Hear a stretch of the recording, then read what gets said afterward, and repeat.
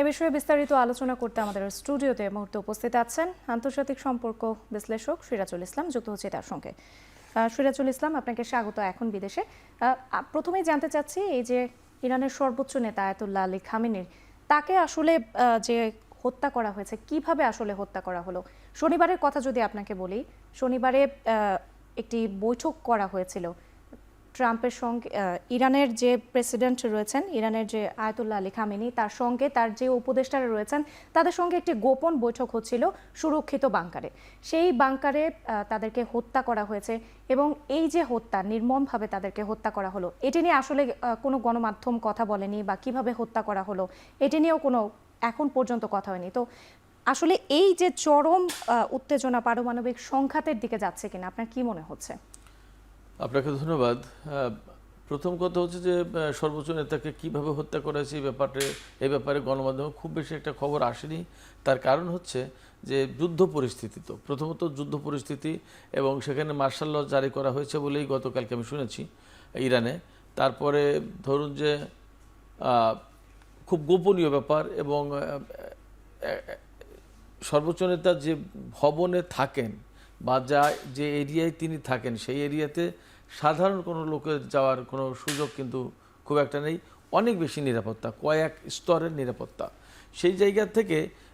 এবং আমরা এটাও দেখেছি যে তার হত্যাকাণ্ডের পর অনেক পরে এসে খবরটা কনফার্ম করা হলো, কিন্তু কেমন সেক্ষেত্রে হয়তো এখানে ইরানের পক্ষ থেকে মনে হয় যে কিছু টেকনিক্যাল কারণে হয়তো কিছু সময় খবরটা একটু চেপে রাখা হয়েছে, এমন হতে পারে। আবার যেহেতু গণমাধ্যমের অ্যাক্সেস খুব একটা নেই যুদ্ধ পরিস্থিতির ভেতরে, ইরান এই রকম সিচুয়েশনে গণমাধ্যমকে অ্যালাউ করবে না, ফরেন গণমাধ্যমকে তো অ্যালাউ করবেই না। তো সেই ক্ষেত্রে গণমাধ্যমে খুব একটা ফোকাস হয়নি। আর যেটা বললেন আপনি যে পরমাণু সংঘাতের দিকে যাচ্ছে কিনা, এইটা আমি ব্যক্তিগতভাবে মনে করি যে যুদ্ধ যখন হয়েছে এবং পরমাণু অস্ত্র যখন পৃথিবীতে তৈরি করা হয়েছে, ওগুলো কারোর সাথে শুভেচ্ছা বিনিময়ের জন্য করা হয়নি। ওগুলো মানুষ হত্যা করার জন্যই তৈরি করা হয়েছে এবং যুদ্ধের কাজে ব্যবহার করবে সেই জন্যই করা হয়েছে। এবং আমেরিকা বিশ্বে অন্তত একবার ব্যবহার করেছে। ফলে সংঘাত, এই পরমাণু সংঘাত বা পরমাণু অস্ত্র দিয়ে হামলা করতেই পারে আমেরিকা, এবং সেটা ইসরায়েল করতে পারে। তারা তো যা খুশি তাই করতে পারে, যে কোনো দেশের মানুষকে, যে কোনো নেতাকে, যে কোনো সেনানায়ককে, এই যে একজন ধর্মীয় নেতা, সর্বোচ্চ নেতা, তাকে হত্যা করলো, তারা যা খুশি তাই করতে পারে। কিন্তু ইরানের পক্ষ থেকে কোনো ইনিশিয়েটিভ নেওয়া হবে না পরমাণু যুদ্ধের। তবে আমেরিকা এবং ইসরায়েল যদি পরমাণু হামলা চালায়, তাহলে হয়তোবা ইরান পরমাণু বোমা যদি এতদিন বানিয়ে থাকে তাহলে সেটা ব্যবহার করবে, আর যদি না বানায় তাহলে বানিয়ে ব্যবহার করবে। স্যার, এই সংঘাতে তো মধ্যপ্রাচ্যের বিভিন্ন দেশও জড়িয়ে পড়েছে, আমরা সেটি দেখতে পেরেছি। এতে করে যুক্তরাষ্ট্র মূলত কি অর্জন করতে চাইছে, আপনার কি মনে হয়? এখানে যুক্তরাজ্যের আসলে যুক্তরাষ্ট্রের অর্জন করার অনেক কিছু আছে, অনেক কিছু অর্জন করতে চাই। কি অর্জন করতে পারবে আমরা জানি না। প্রথম কথা হচ্ছে কি, যে এই যে ইরান, এটা বিরাট সম্পদের একটা দেশ। তেল, গ্যাস, খনিজ সম্পদ, রেয়ার আর্থ ম্যাটেরিয়াল, তারপর আপনার ইউরেনিয়াম, যত গুরুত্বপূর্ণ যত যা কিছু এই আধুনিক জগতে লাগে, তার সব কিছু ইরানে পাওয়া যায়। এটা একটা ব্যাপার। ইরানের দিকে তার লোলুপ দৃষ্টি কেন, এটা একটা ব্যাপার।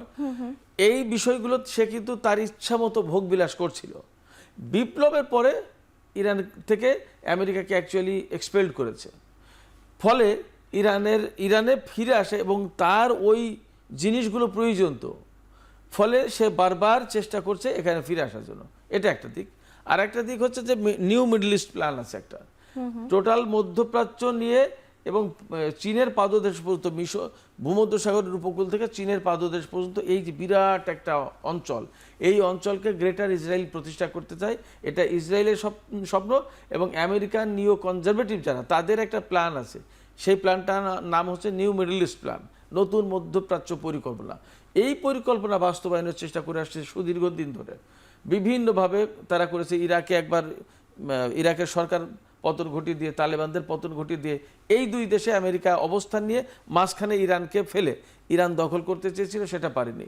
সেই পরিকল্পনা যখন ব্যর্থ হয়েছে, তখন সিরিয়ায় এবং ইরাকে দায়েশ, এই যে আইএস যেটা সন্ত্রাসী গোষ্ঠী, এদেরকে লেলিয়ে দিয়ে কার্যত সিরিয়া এবং ইরাক দখল করতে পারলে ইরান দখল করতো। স্যার অনেক ধন্যবাদ। আমাদের এরকম অনেক পরিকল্পনা ছিল, এই সমস্ত অনেক কিছু অর্জন করতে চাই, কিন্তু আসলে সেগুলো ইরান নিয়ে একমাত্র বাধা। সেই বাধা এখন মানে টপল করতে চাই, উপরে ফেলে তারা অর্জন করতে চায়। আরও অনেক কিছু আছে, সময় নেই কয়টা বলবো। থ্যাংক ইউ স্যার আমাদের সঙ্গে যুক্ত হওয়ার জন্য।